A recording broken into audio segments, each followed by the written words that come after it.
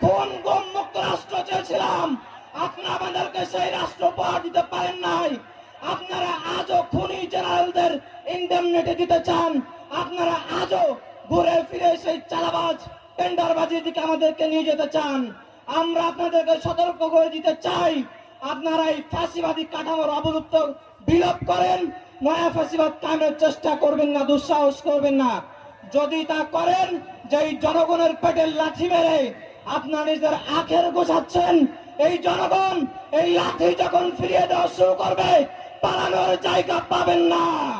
কাজেই সবাই থাকতে সাবধান হয়ে যান, জনগণের আকাঙ্ক্ষাকে বাস্তবায়ন করার চেষ্টা করুন।